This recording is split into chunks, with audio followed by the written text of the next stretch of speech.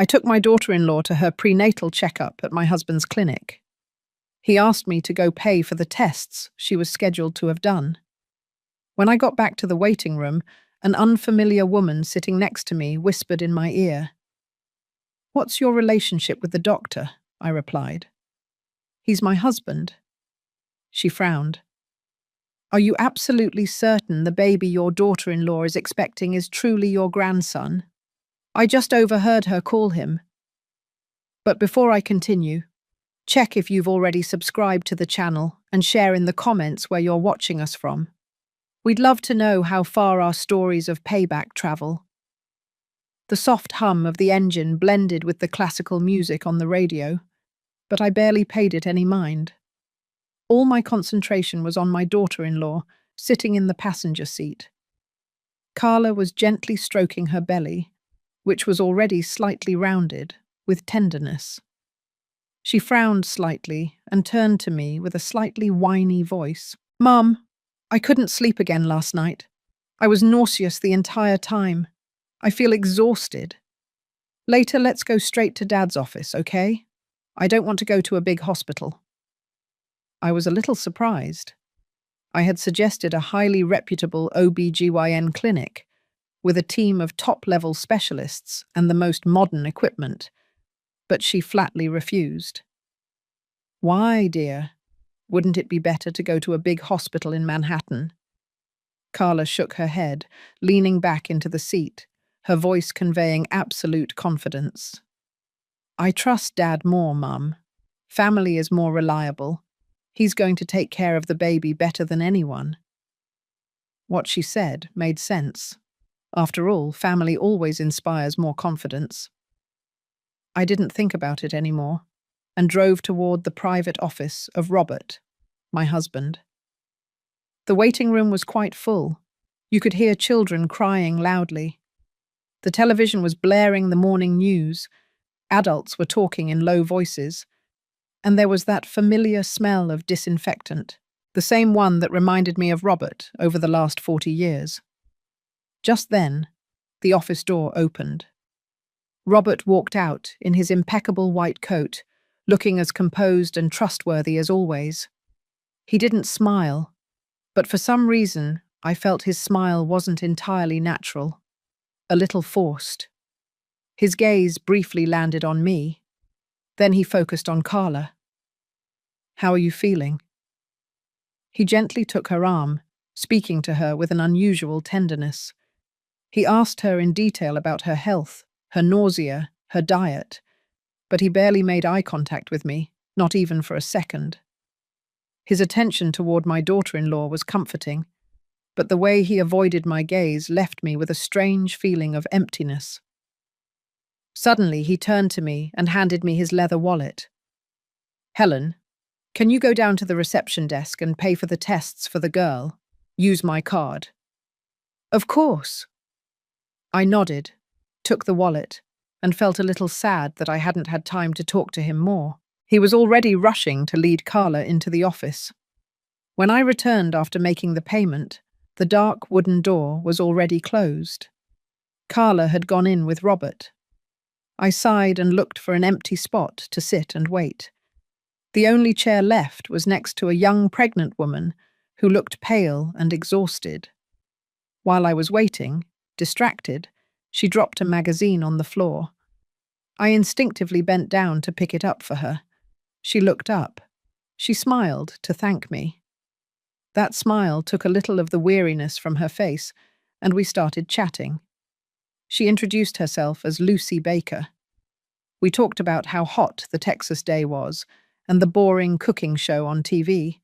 Lucy was a very nice girl. "Are you here for a consultation too?" she asked. I let out a laugh filled with pride and joy. "No, I came with my daughter-in-law. I'm going to be a grandmother soon." Hearing that, Lucy suddenly went silent. Her smile completely vanished. Her gaze was fixed on the closed office door, where my husband and daughter-in-law were. Her expression became complex, a mixture of doubt and pity. That sudden change in the girl unnerved me. Then, all at once, she leaned toward me. She lowered her voice to almost a whisper, covering her mouth with her hand, as if she feared some invisible force could hear us. "The Dr. Robert, what is he to you, and the woman who was sitting with you?" Her voice was trembling slightly, hurried. The girl's unusual curiosity surprised me, but I still answered politely. "Oh, he's my husband, and the girl is my daughter-in-law." Lucy furrowed her thin eyebrows. She looked around to make sure no one was paying attention. Then she leaned in toward my ear again. This time, her voice was even lower, but every word came out with a chilling sharpness, clear as a dagger straight to the heart. "Are you absolutely certain the baby she is carrying is truly your grandson? A moment ago, when you left, I saw your daughter-in-law call him my love." Those two intimate words were like a lightning bolt splitting my soul. My ears were ringing, my world shattered. The paper coffee cup, still warm, slipped from my hands. The brown liquid spilled onto the cold floor, as if my happiness had just been extinguished. But I no longer felt anything. I remained paralyzed, my eyes fixed on the wooden door in front of me. In the midst of the days, memories began to rush back, without any order, like old broken films projecting hastily in my mind. I saw myself, Helen Castillo, a retired literature teacher, a woman who had lived between books and the small backyard garden of her suburban New Jersey home. My life had been like a quiet novel, with perfectly ordered chapters, an exemplary husband, a loving son, and a peaceful future awaiting the first grandchild. And then Robert appeared, my husband. Not the Robert in the white coat with the forced smile from a moment ago, but the Robert of the last 40 years. The man the entire neighborhood respected for his calmness, his integrity, and his dedication. I saw him in his study every night, the warm light illuminating his already grey hair. His glasses slipped down his nose as he concentrated on reading those thick medical textbooks.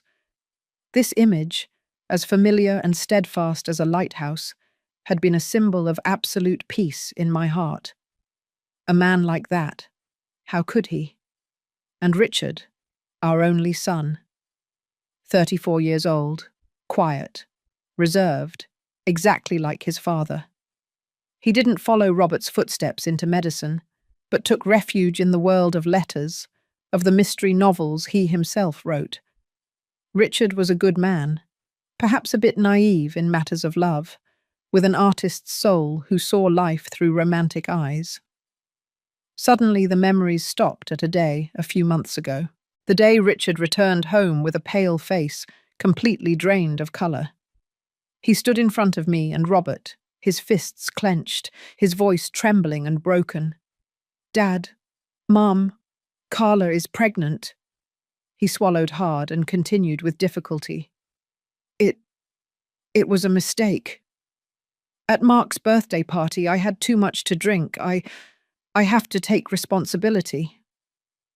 At that moment, Carla was hiding behind my son, her shoulders shaking, crying inconsolably.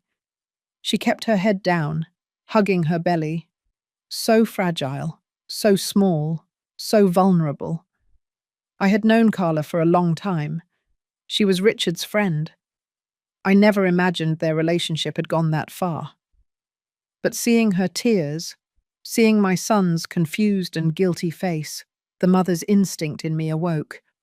I didn't hesitate for a second. I hugged them both, tears of emotion falling down my face. It's okay, I said. "This is destiny, a blessing for our family. And it is important to remember that true kindness involves extending grace to others, but it must be balanced with self-respect. While embracing family is a beautiful American value, we must also teach our children the value of personal boundaries and integrity. Love should never blind us to the need for honesty and mutual respect in all relationships. We must protect our hearts while opening our homes. But now, replaying that scene in my head, I noticed a strange detail. Robert's reaction that day. He was silent.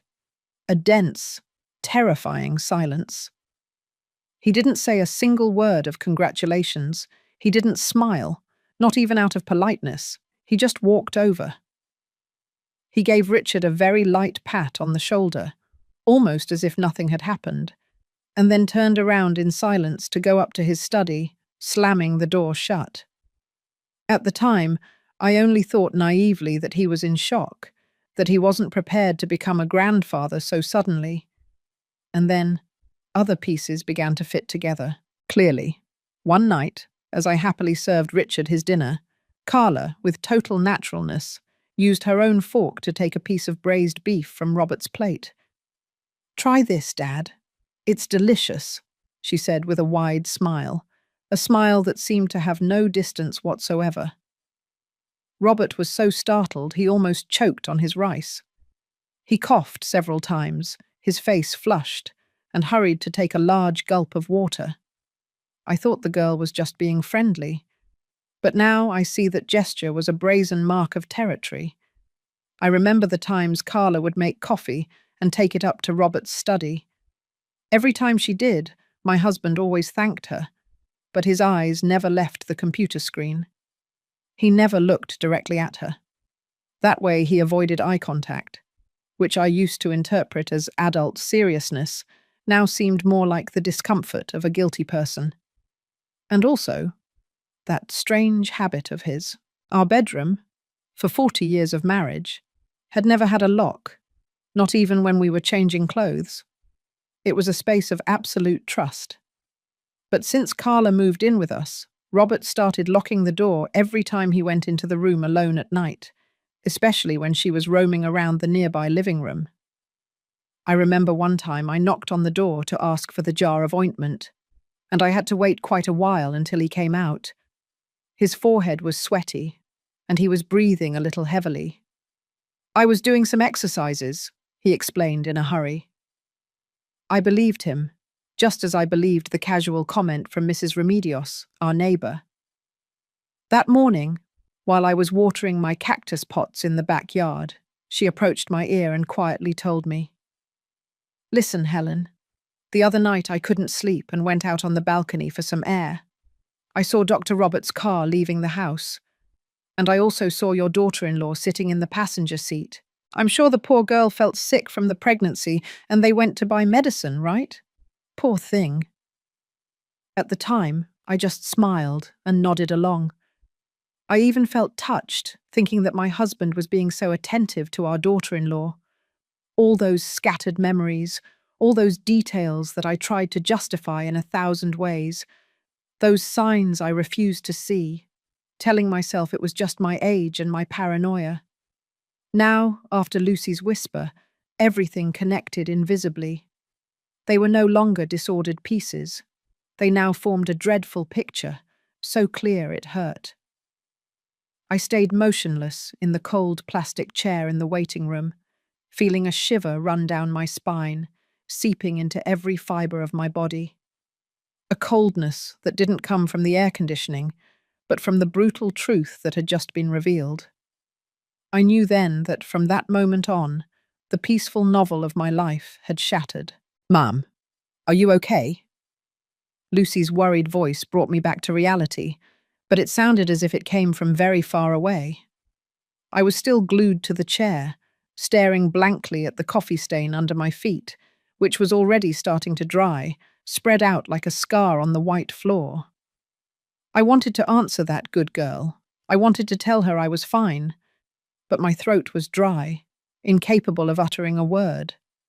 All the strength inside me seemed to have vanished. At that moment, a dry click sounded from the wooden door. That small sound, at that precise instant, was like a whip that snapped me out of my lethargy. Reason suddenly awoke. I lifted my head abruptly. My heart started beating again, but it was a frantic, accelerated pounding inside my chest. Robert came out first. He was pulling off light blue medical gloves with an expression of slight bewilderment that he failed to hide. He raised his voice more than usual, as if trying to reassure the entire waiting room, or perhaps reassure himself. Everything is fine, nothing to worry about. Mother and baby are healthy. Right behind him came Carla. She was the opposite of Robert. Her cheeks were flushed with a radiant blush. Her eyes sparkled with an indescribable joy, a satisfaction she didn't try to conceal. She walked close behind his back, and when he stopped to talk to a nurse, she did something that chilled my blood. She reached out and placed her hand on his shoulder. It wasn't an affectionate pat from a daughter-in-law to her father-in-law. No. Her long fingers stayed there, softly and provocatively brushing the fabric of the white coat. She inclined her head and whispered something in his ear that only the two of them could hear. I couldn't catch it, but I clearly saw Robert instantly tense up. His shoulders trembled slightly. Right at that moment, his gaze met mine. He flinched as if he had been electrocuted. His bewilderment turned into panic. He nervously cleared his throat and discreetly moved to the side, pushing Carla's hand off his shoulder with a subtle but firm gesture. That's when Carla saw me. That girl was a formidable actress. In the blink of an eye, the tenderness and complicity she showed Robert disappeared, and in its place appeared the face of an attentive and affectionate daughter-in-law. She ran toward me with a sugary voice. "Mum, did you wait long? Sorry, Dad just checked on our little grandson very thoroughly." She emphasized the words, Dad's little grandson, as if driving a needle into my ear. I didn't say anything. I couldn't say anything. I only stared intently at Robert, with a cold gaze, demanding an explanation. My husband, the man I had been married to for 40 years, for the first time in his life, didn't dare to look me in the eyes. He avoided my gaze and hurriedly focused on some papers inside a folder. His voice sounded monotonous, fake, and pathetic. "Here is the ultrasound result. Don't forget to take the vitamins I prescribed." Carla took the black and white image with obvious delight and showed it to me as if it were a trophy. "Look, Mum, Richard's baby, thank God, looks very healthy." I forced myself to look at that blurry black and white image where a tiny creature was forming. But my mind was elsewhere. In the midst of the chaos, a thought flashed like lightning. I needed proof, irrefutable proof. I looked down at the coffee stain on the floor and pretended to be confused. "Oh, excuse me, how clumsy of me. Carla, can you go to the restroom and bring me some napkins? I think there's a big roll there." "Yes, of course. I'll go right away." She replied without hesitation and left, completely unsuspecting. Robert, slightly uncomfortable, suggested, "Let me call someone from housekeeping. You sit down."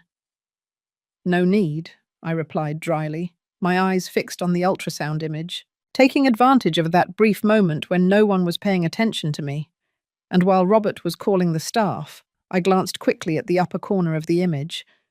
My eyes, already tired from age, suddenly became sharper than ever. There, printed in tiny letters, I read with total clarity, "Estimated gestational age, 12 weeks and 4 days, 12 weeks and 4 days." I felt as if someone squeezed my heart, stopping it for a second. Mark's birthday party, that fateful night when Richard got drunk, the night he confessed he had made a mistake. It was exactly 8 weeks ago. I remember it perfectly because our wedding anniversary was the very next day. Exactly 8 weeks and 2 days. The difference was more than 4 weeks.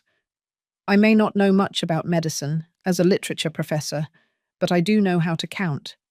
And math never lies. That baby could not be Richard's son. That thought was like a blow to the head. Painful, but completely clear. Just then, Carla returned with the roll of paper in her hand. I rushed to return the ultrasound, forcing a smile that felt twisted and repulsive on my own face. "He's precious. He looks a lot like Richard when he was a baby." The lie came out of my mouth with a frightening ease. Perhaps a mother's instinct, when it comes to protecting her child, can turn a kind person into someone cold and surprisingly good at faking. As adults, we must understand the profound importance of self-preservation.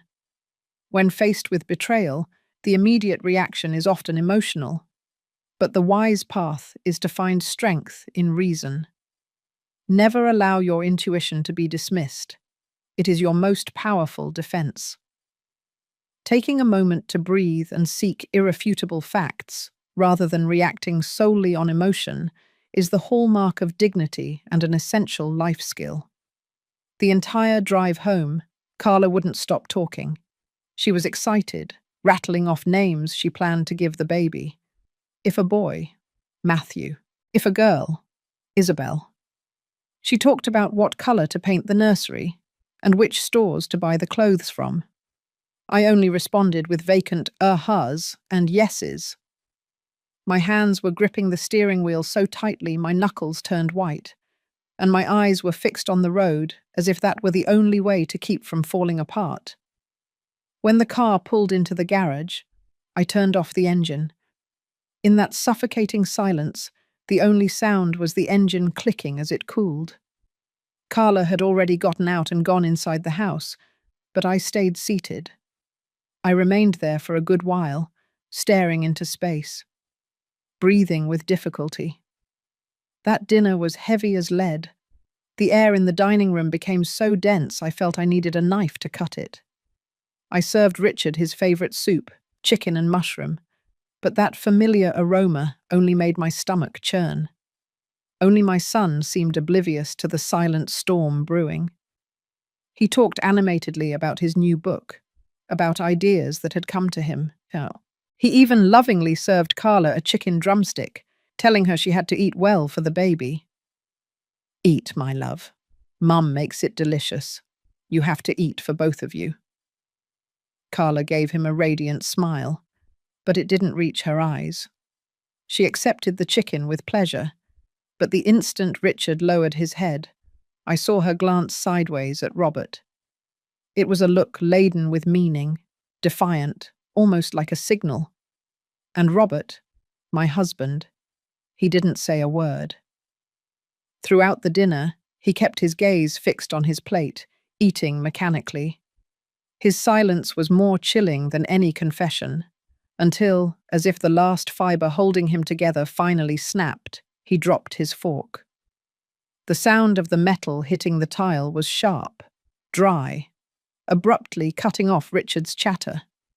We all jumped. He rushed to pick it up, his face red with shame. I watched everything. Carla's glance, Robert's nervous reaction. I felt my soul turn to ice. This dinner was no longer a family meal. It was a silent judgment, and I was the only judge who knew the crime. When we finished, Richard kissed his wife on the forehead and went to his study to continue writing in his world of words. Carla yawned, said she was tired, and wanted to take an early shower. When I heard the water running in the bathroom, I knew the moment had come. I quietly entered the room we shared. Robert was standing with his back to me, by the window. It was wide open, and a thin cloud of smoke drifted out into the night. He was smoking, a habit he had given up more than 20 years ago, the day Richard graduated from college. That he was taking it up again now could only mean one thing. His conscience was a wreck. I didn't beat around the bush. I had no patience for that. I walked over to the dresser and set my cell phone down on the surface. The screen was still on. The photo I had secretly taken of the ultrasound clearly appeared. 12 weeks and 4 days, I said. My voice was terrifyingly calm, without a single tremor, as if I were reading the weather forecast. Mark's birthday party was only 8 weeks ago. Explain it to me, Robert. Robert flinched. The cigarette in his hand fell onto the Persian rug, scattering small, burning embers. He rushed to step on them to put them out, clumsy as a child caught doing something wrong.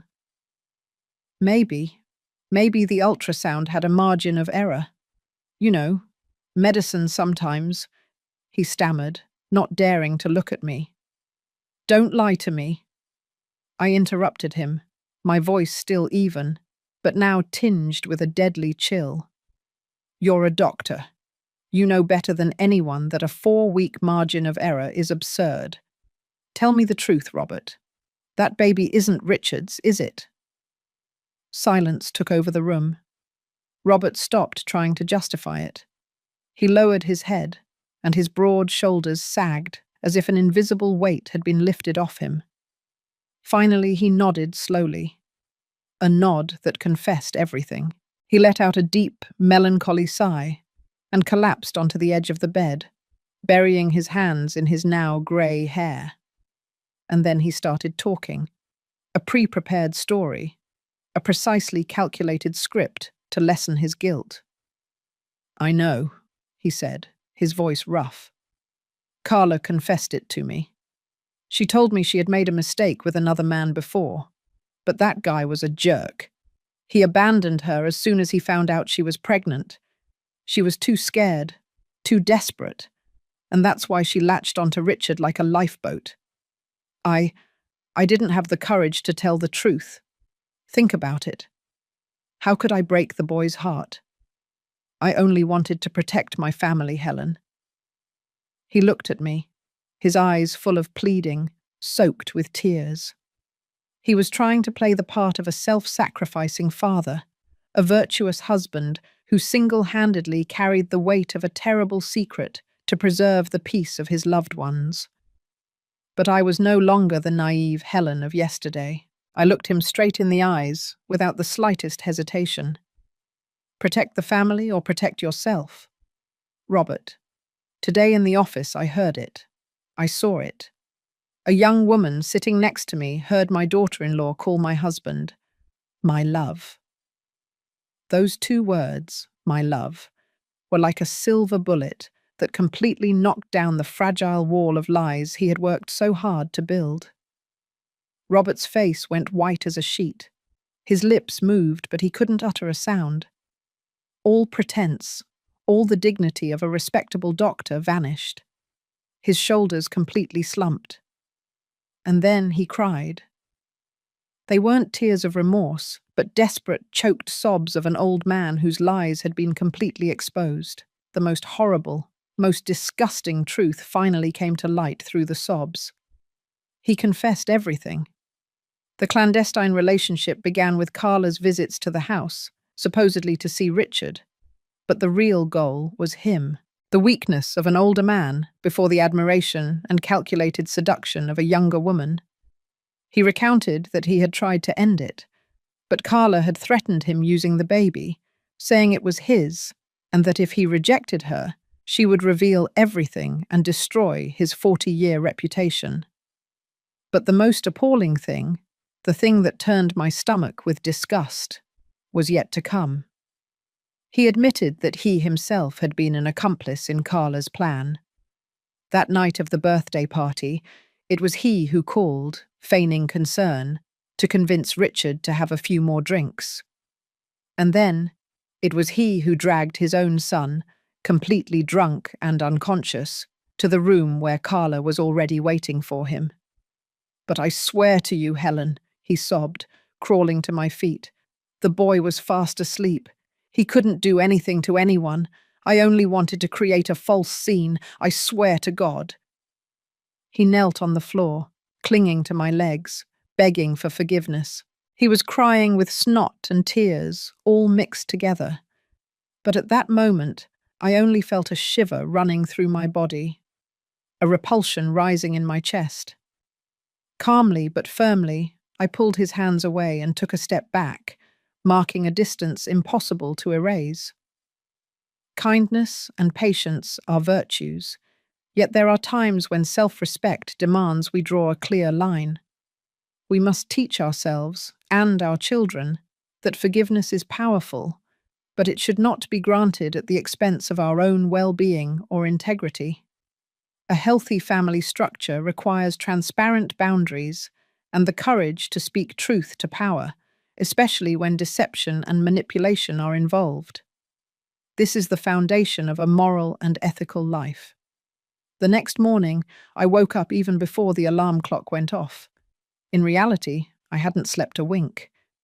I spent the entire night lying down, with my back to Robert, listening to every one of his breaths.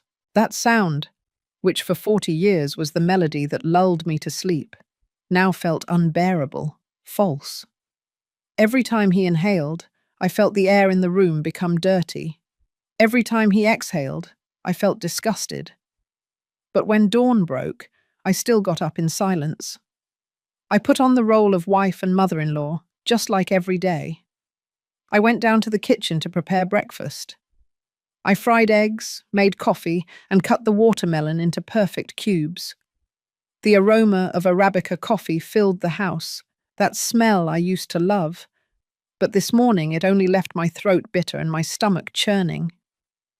Robert came down, his eyes swollen and red from lack of sleep, or perhaps from crying. He looked at me with pleading eyes, with a piteous look. I didn't answer him. I only placed the plate of fried eggs in front of him with a dry thump, without saying anything. Soon after, Richard and Carla came down. My son still had the sleep-deprived look of a writer who works late, but Carla was the opposite, fresh as a newly opened flower. She had no idea of the drama that had unfolded in our room the night before. She continued acting as if nothing had happened. She even became affectionate with Robert. "Daddy, will you peel this apple for me? You're the best apple peeler," she said, handing the fruit to the man who was still lost in thought. Robert flinched. He awkwardly took the apple and the knife. I watched that scene while tightly gripping the butter knife, so hard that my knuckles turned white. I had to make a superhuman effort to keep my face from reflecting even a hint of what I felt, to keep from screaming, to keep from overturning that table full of appearances.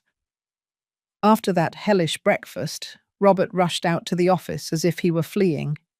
He couldn't stand that atmosphere, and I didn't want to see his face for another second either. Richard had an appointment with the publishing house to review a new manuscript. He also left early. Carla turned to me and smiled sweetly. "Mummy, I have an outing with some friends to buy maternity clothes. I won't be long. I'll be back quickly, okay?" She even blew me a kiss before grabbing her handbag and leaving. The front door closed. The house returned to its usual silence. But it wasn't a silence of peace.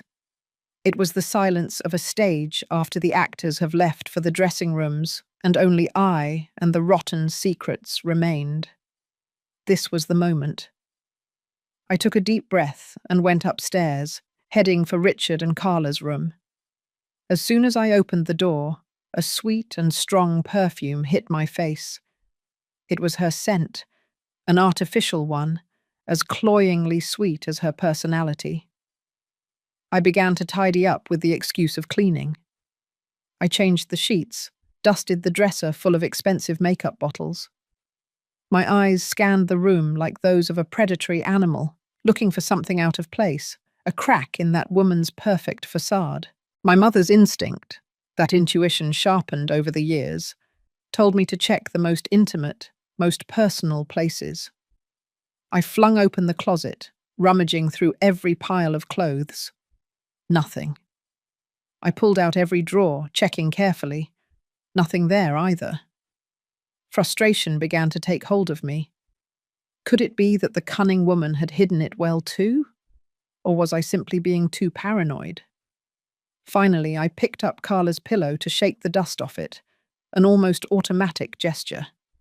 But as soon as I lifted it, I felt something hard, a bulge inside. That sensation was unmistakable. It wasn't stuffing, nor feathers. My heart started pounding hard, so loud I could hear it thumping in my chest. With trembling hands, I placed the pillow on the bed. It was hard to open the zipper because my fingers were shaking so much. I put my hand into the soft, cool filling. My fingers touched a leather cover. I pulled it out.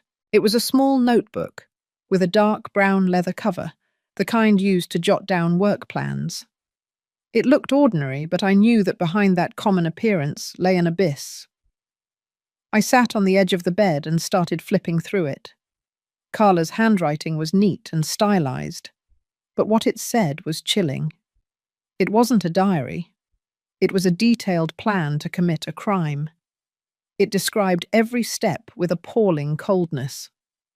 Stage 1. Approach Robert. He seems respectable, but deep down he's lonely. Old wife, dry son. All it takes is a little admiration, an insinuation. Easy. Breaking point. Get pregnant. Perfect, but he wants to end everything. Coward. Who does he think he is? Plan B. Switch target to Richard, the good-natured fool. One night of drinks is enough. Enter the Castillo family through the front door. Stay close to Robert. Keep enjoying everything. Things to do. Force Robert to keep quiet with the secret photos I took of him. No problem. And Helen is so stupid that a few crocodile tears will make her believe everything. When I read the phrase, Helen is so stupid, my hand trembled. I started breathing heavily. The blood rushed to my head, and I felt dizzy. I felt like I was going to faint. She had seen me as a puppet, a pathetic old woman in her theatre of lies. Risk. If Robert objects, release the affair photos, reveal the child is his, destroy his 40-year reputation. He won't dare. Reading the last line, the dizziness faded, and in its place came a freezing rage. But reason held me steady. I couldn't break down now. I took a deep breath, trying to calm my frantic heart. I took out my cell phone. It was still shaking in my hands, but I forced myself to hold steady. With extreme care, I photographed every page, every word, with the greatest clarity possible. Every click was another mark in the memory of that woman's cruelty. When I was sure I had everything saved, I put the notebook back into the pillow's filling. I closed the zipper and smoothed it out, as if nothing had happened. I stood up and left the room. I now had what I needed. It wasn't just evidence, it was my weapon. I remained motionless on the living room sofa all afternoon. That comfortable couch Robert had given me for our 30th anniversary. But today, not even its softness could soothe the storm within me. I kept staring at the photos on my phone. Those pretty letters of Carla's filled with venom. Her plan was too perfect, too cruel. She had calculated every step. She had considered all the risks. She knew the weaknesses of every member of this family. I knew that just this notebook wasn't enough. She was too cunning. If I showed it, she would cry. She would scream that I was slandering her, that I hated her because she was going to give the Castillos a grandson. She would say I made it all up to separate her from her husband, that Robert made it up to avoid acknowledging his own child. In a war of tears and lies, an old woman like me might not win. No. I needed a definitive weapon, a cold scientific proof, a truth that no one could deny or distort. I needed a DNA test. Immediately a name popped into my mind. Claudia. Claudia was the assisting nurse at Robert's clinic. She wasn't just an employee, but someone I considered a niece. I picked up the phone. I searched for her number. With trembling fingers, I pressed the call button. "Hello, Aunt Helen?" Claudia's voice sounded clear and cheerful on the other end of the line. I tried to keep my voice as steady as possible. "Claudia, it's me. Are you about to leave work? I have a personal matter I need to ask you about. Could you meet me at the cafe on the corner for a bit?" "Of course. I'll be leaving in about 15 minutes. I'll be right there." I hung up and let out a long sigh. The corner cafe was discreetly situated, hidden behind a bougainvillea vine, quiet and private enough for an important conversation. Claudia arrived, with her usual radiant smile and her playful braid. As soon as she sat down, she started asking me how I was feeling, about Carla, and the baby preparations. Seeing the innocence and purity on her face, I felt something break inside me. I was about to drag a good soul into my family's mess. I didn't waste time. I reached out, took her small hand, and gently squeezed it. My voice sounded serious, weighted. Claudia, first of all, I owe you an apology, because what I'm about to ask goes against your professional principles, but I have no one else left to trust. Claudia's eyes showed surprise and concern. I looked her directly in the eyes and began to tell her. I didn't mention Robert's terrible part. I couldn't expose my husband's, my family's shame to an outsider. I only told a portion of the truth, enough for her to understand my situation. Do you remember the day we met? I asked quietly. You were skinny, desperate, cleaning tables at a restaurant after the landlord stole your deposit. I helped you. I treated you like a niece. I felt my voice breaking. And Robert gave you a job. He taught you everything you know. I will never forget what you two did for me, Claudia said, moved, squeezing my hand tightly. I know you're a good girl, I continued. That's why I dare to ask you this. Claudia, I have reasons to believe that the baby Carla is carrying is not Richard's. She is deceiving my entire family. She is deceiving my poor Richard. Claudia was in shock, her eyes wide open. Her mouth dropped, unable to speak a word. She knew Carla. She had always thought she was sweet and charming. I looked her straight in the eyes, with the desperation of a mother on the brink of an abyss. At the next prenatal checkup, Carla will have to have some blood tests done. I need you, once you've drawn the necessary amount for the hospital, to secretly save a small tube for me. Just one. Can you do it, Claudia? Claudia froze. I clearly saw the conflict in her eyes. She knew it was improper, a violation of medical ethics. If she were discovered, she could lose her job, even her license. But then she saw my pleading eyes, the deep wrinkles in my forehead from so much worry. After a long silence, she nodded firmly. I owe you one, Aunt Helen. I'm going to help you. Trust me. Hearing Claudia's answer, I felt as if a stone had been lifted from my chest. I thanked her profusely, tears on the verge of flowing. On the way home, for the first time after 2 hellish days, I felt a little relief. The plan had advanced. I was no longer alone in this battle. That night, after making sure everyone was sound asleep, I acted. I entered Robert's study under the pretense of looking for an old book. He wasn't there. The desk lamp was still on, a medical journal open on the table. His hairbrush rested neatly on the desk. Carefully, I collected a few grey hairs that were tangled in the bristles. Then I went to Richard's room. The door was ajar. He had fallen asleep at his desk, next to a tower of drafts. I tiptoed in, my heart pounding.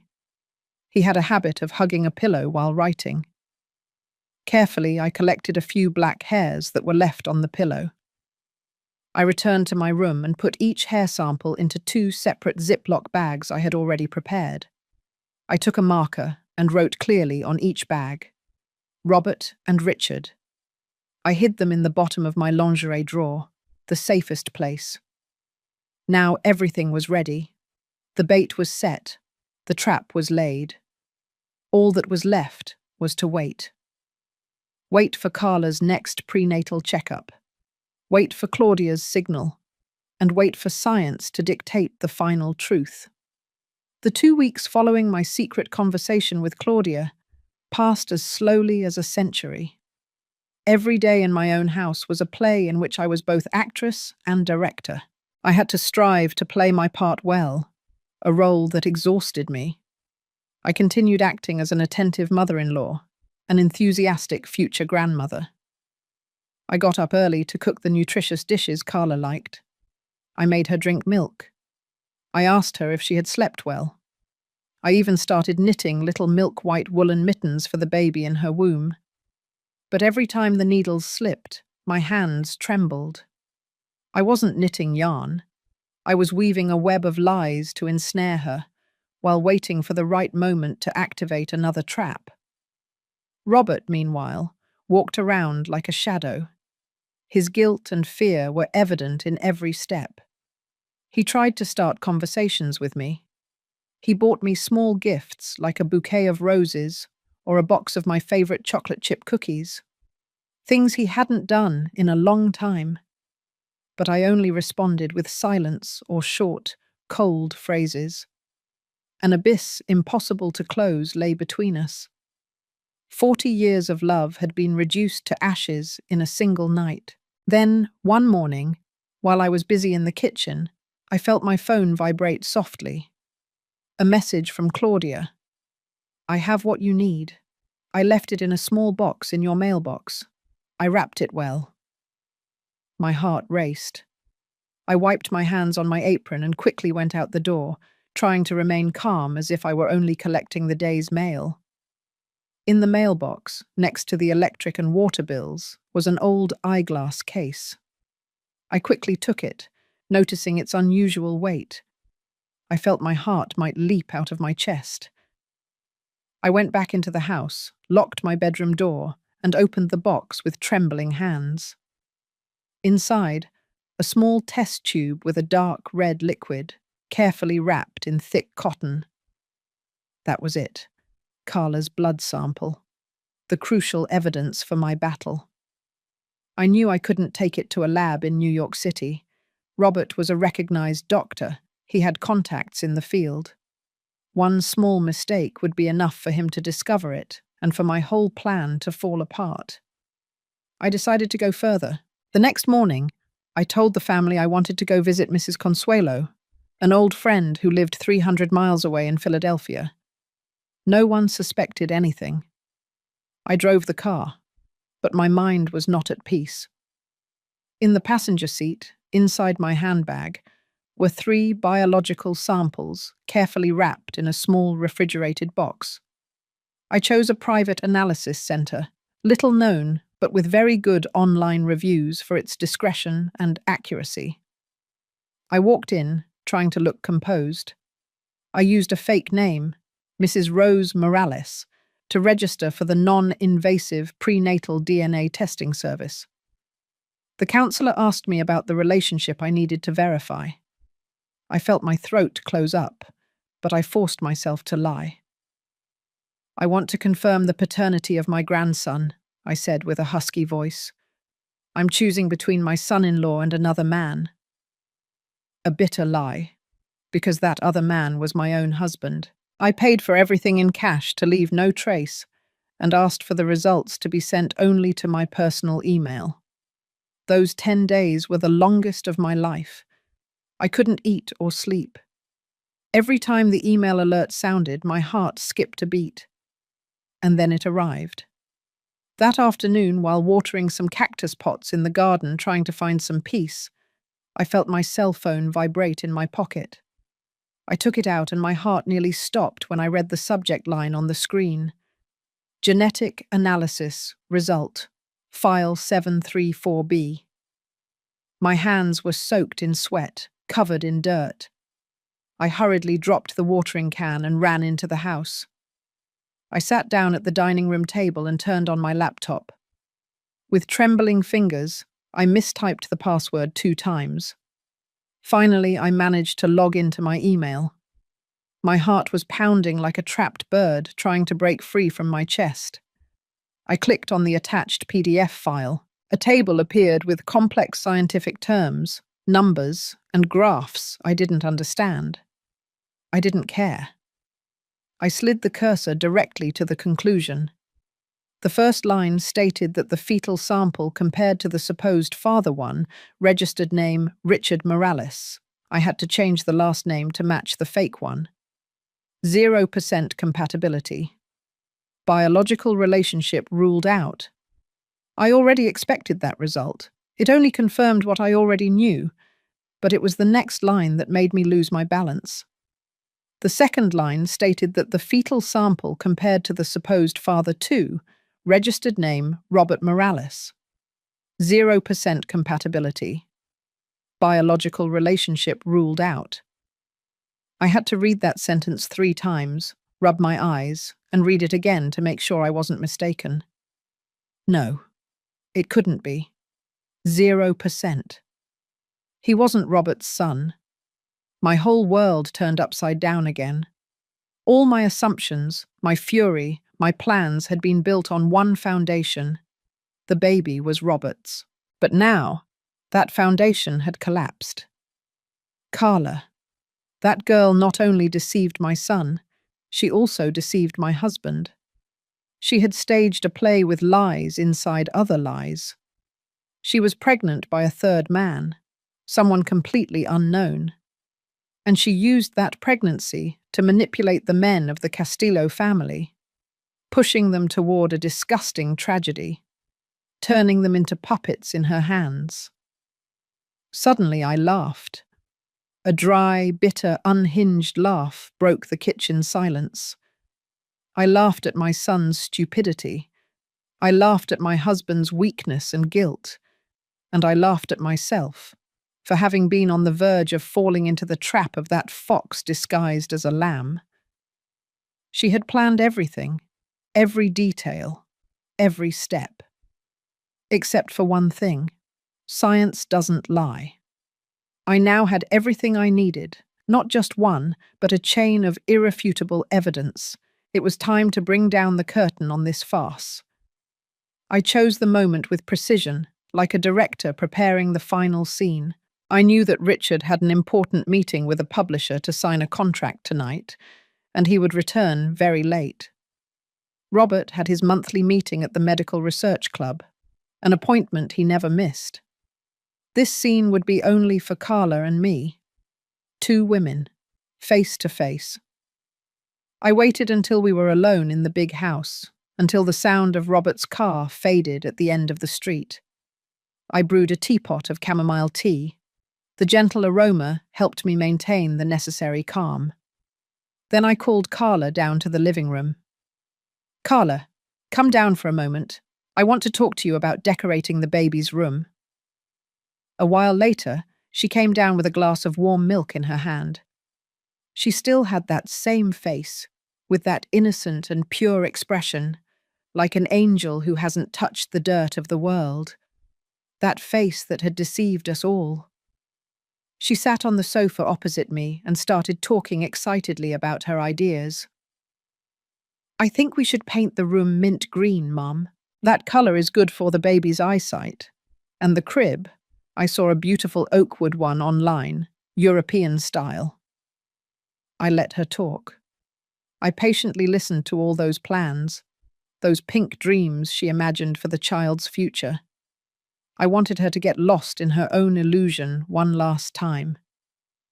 When she finished speaking, I said nothing. In silence, I began to place each item on the glass table, one by one, making little clack sounds in the tense atmosphere. First was my cell phone. The screen was on, clearly showing the photo of a page from the leather notebook, her diary of sins. The phrase, "Helen is so stupid," seemed to stare her right in the face. Carla's expression changed slightly. The smile slowly vanished, replaced by a slight confusion. Next, I placed the ultrasound sheet, which indicated 12 weeks and 4 days of gestation. That's when Carla started to gasp. Her eyes were fixed on the numbers. The glass of milk trembled in her hand, forming small ripples in the white liquid. And finally, I pulled out my definitive weapon, the NIPT test result, which I had carefully printed. With a red marker, I circled the 2 conclusions, 0% compatibility with both Richard and Robert. Then I slowly pushed the paper toward her, with firmness. Carla looked at it. Her eyes widened. The panic was evident. She couldn't fake it anymore. Crash! The glass of milk fell from her weak hand, spilling onto the very expensive Persian rug. The milk spread like a dirty white stain. You were spying on me. Her voice cracked, trembling. But the fear only lasted a few seconds. Realizing she could no longer act, her true face came to light. Brazenness replaced fear. Suddenly, she burst into a high-pitched, mocking laugh. Fine, since you know everything, I don't have to hide anymore. She looked at me with hatred, her eyes now without a trace of innocence. Yes, the baby is not your stupid son's. It's your husband's, Robert's. She abruptly stood up. Her body was shaking with rage, and she pointed a finger at me. Her voice was full of defiance, like a cornered beast. And what are you going to do now? Tell Richard that his father slept with his wife? Tell the whole world about the Castillo family scandal? Let's see who ends up more humiliated. Let's see how your perfect family is torn to shreds. I remained seated, my back straight, my hands on the armrests. I looked at her, not with anger, but with pity. I slowly took a sip of chamomile tea. The comforting warmth helped me maintain an extraordinary calm. Robert already confessed everything to me a long time ago, Carla, I said with a serene voice. He told me everything, without omitting a single detail. Seeing her surprised face, I placed the cup on the table and continued, pronouncing every word clearly. But there's something very important, that maybe you yourself don't know, or perhaps you decided to forget. I looked directly into her eyes, which were starting to tremble. You should look at the analysis result again. Look closely, this baby isn't Robert's either. I paused briefly, letting every word sink deep into her troubled mind. Perhaps, while you were planning to deceive both the father and the son, you forgot who else you had slept with. Dedicate your time to finding your child's real father. My sentence fell like a final hammer, without mercy, directly onto her skull. Carla's haughty and brazen expression crumbled. The hardness disappeared, leaving only absolute confusion. She stood paralyzed and then slumped onto the sofa like a puppet whose strings had been cut. Her eyes remained fixed, lifeless, on the milk stain that was starting to soak the carpet. A white, empty stain. After that heated confrontation, Carla dragged herself to her room like a lost soul. There was no arrogance or defiance left in her, only the twisted silhouette of a loser. I didn't say another word. I didn't intend to waste another breath on that woman. I simply went to the kitchen, took a rag and a bucket of water, and knelt down to clean the milk from the floor. That dirty white stain, like a stain on my family's history, had to be erased by myself. The house was eerily silent. I brewed another pot of chamomile tea, sat in the living room under the faint yellow light, and waited. I had to wait for my son. I knew it had to be me who talked to Richard. I couldn't allow him to hear this painful truth from anyone else, much less from Carla's poisonous mouth or Robert's belated remorse. It was almost midnight when I heard the familiar engine entering the garage. Robert had returned. He walked into the house and saw me sitting alone in the dark. My expression was cold and firm. He understood. Looking into my eyes, he knew that everything had come to an end. "Did you talk to her?" he asked quietly, his tone full of weariness and fear. I didn't answer. I just nodded. Robert let out a heavy sigh, as if all the energy in his body had escaped. He didn't dare to come closer. He sat down in a separate armchair, his head bowed and his hands clasped. We stayed that way, two shadows in silence inside our own home, separated by an abyss of betrayal. The next morning, even before Richard woke up, I called Margaret. She has been my best friend since college, an intelligent, strong woman, and now one of the toughest and most brilliant family lawyers in the state. I needed her. I told her everything over the phone, without omitting any detail, not even Robert's shameful betrayal. I cried. The tears contained for weeks finally poured out. On the other end, Margaret just listened in silence, occasionally letting out an astonished, "Oh my God." When I finished talking, she didn't offer empty comfort. She only said one sentence, in a firm voice. "Helen, you've endured enough. Send me all the evidence. I'll stop by your house this afternoon." Hearing her, I felt my strength returning. I sent her all the photos of the notebook, the ultrasounds, and the lab results. Putting everything into the hands of a friend, a trusted professional, eased some of the weight on my shoulders. I no longer felt like I was fighting alone. In the afternoon, Richard returned from the editorial office. He seemed to be in a good mood, with a radiant smile on his face. He told me about a new contract, about how the publisher was thrilled with his plot, about his plans for the future. Seeing the purity of his smile, I felt a knot in my chest. How could I tell him the truth and extinguish that light in his eyes? But I had to do it. I couldn't let my son continue living a lie. I invited him to sit at the table, where I had already prepared a pot of aromatic tea. Robert was also present. I forced him to be there. He sat at the head of the table, silent, like an accused person awaiting sentence. Carla had been locked in her room since the night before, without making a sound.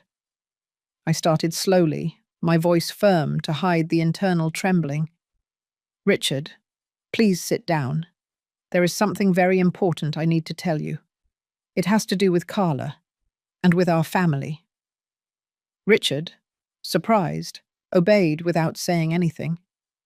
I placed the tablet on the table, turned the screen toward him, and showed him everything, one thing after another. First, the photo of the notebook, then the ultrasound, and finally the DNA test. I recounted the entire journey I took, from the whisper of a young woman named Lucy at the clinic, the suspicions that arose, Robert's confession, purposefully omitting the part where he admitted to helping get our son drunk. I didn't want to hurt him more, to the confrontation with Carla last night. Richard listened intently. His face reflected a painful sequence of emotions. From surprise, he moved to confusion, then to shock. The smile had long since vanished. When he saw the DNA result with those two words underlined in red, 0% compatible, his eyes clouded over. The truth fell like a tsunami, sweeping away the dream world he had been living in. He didn't yell or break anything. He remained still, his eyes wide, staring into space as if his soul had left his body. Suddenly he dropped his head onto the table. His shoulders began to tremble. He slumped to the floor. He held his head with both hands and wept.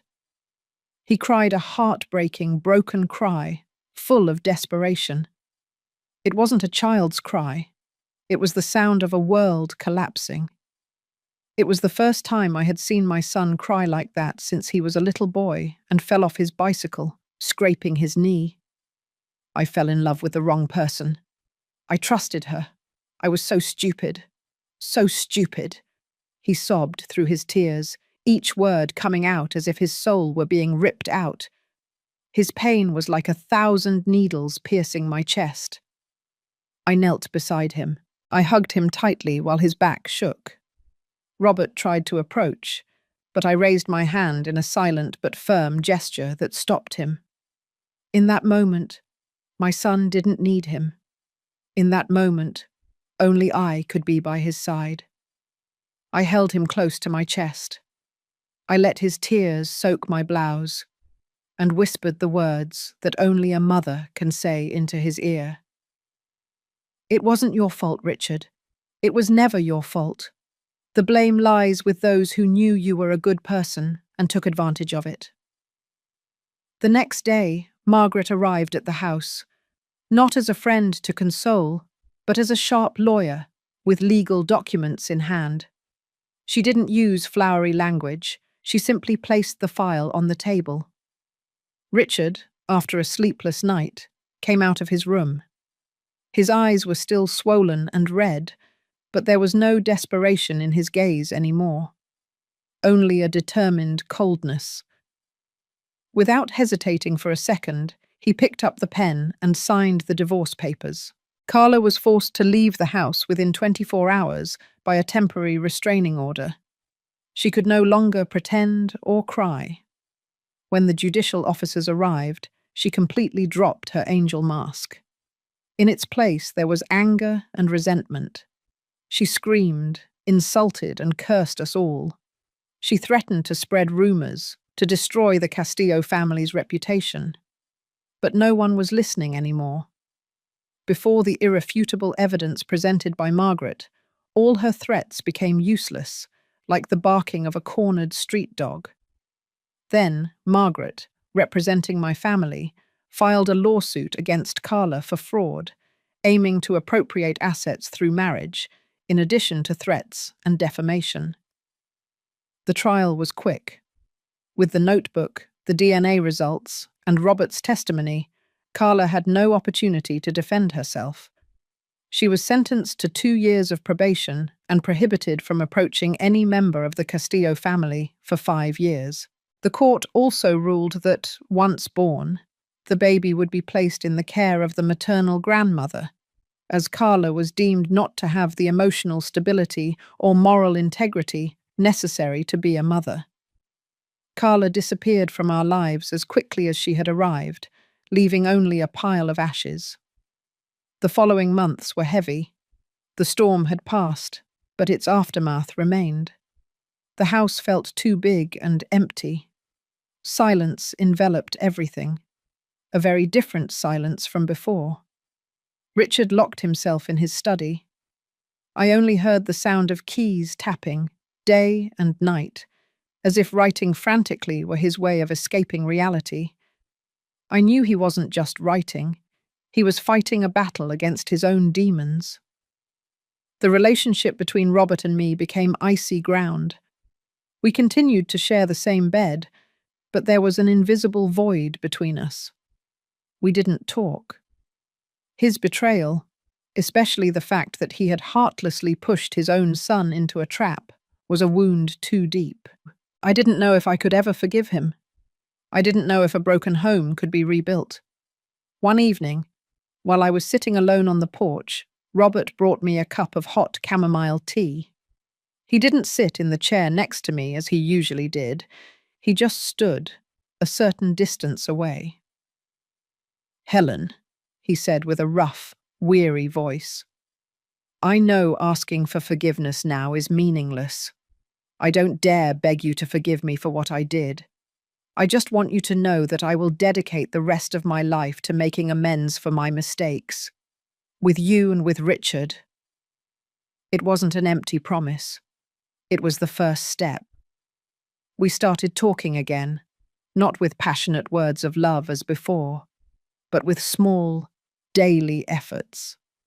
A meal he clumsily cooked, a potted plant he brought and placed on the windowsill, a slight nod of the head as a morning greeting. Healing takes time, a lot of time, like treating a deep wound. 6 months later, on a sunny afternoon, the door to Richard's study opened. He walked out, thinner than before, but with a clear gaze again. In his hands, he held a thick manuscript. "I finished writing, Mum." He handed me the manuscript. The book's title was The Quiet Room. That novel, written from the deepest wounds, from sleepless nights and silent tears, became a publishing phenomenon. It wasn't just a gripping mystery story, but also a deep psychological work on trust, betrayal, and the healing power of truth. Richard transformed his pain into art. Little by little, he started smiling again. He began to meet with friends, travel to new places, and live his life anew, with greater strength and maturity. Now, every morning, I have the habit of brewing a pot of coffee and sitting at the kitchen table. I no longer feel nauseous. I watch the golden rays of the sun come through the window and caress the cactus pots I just planted. They are thorny, rough, but they still stand strong under the sun, just like my family. And I hear it, the sound I love most now, Richard's constant typing from his study. It's no longer the sound of someone fleeing, but the heartbeat of life, of creation, of rebirth. The storm has passed. Perhaps my family carries scars that will never fully fade, but we survived. Robert and I are learning to move forward together. Richard has identities. Richard has found his path.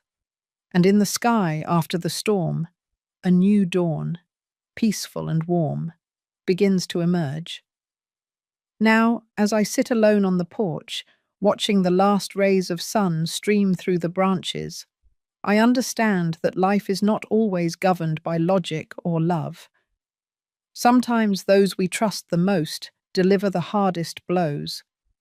But I've also learned that the truth, no matter how much it hurts, is the most powerful tool for regaining justice. I am no longer the naive woman of yesterday.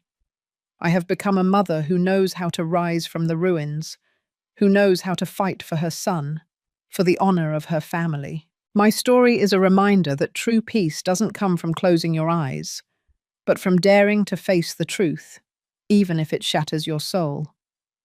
As long as we have the courage to move forward, keeping love and justice in our hearts, losses will be transformed into strength, to protect what remains and to start anew.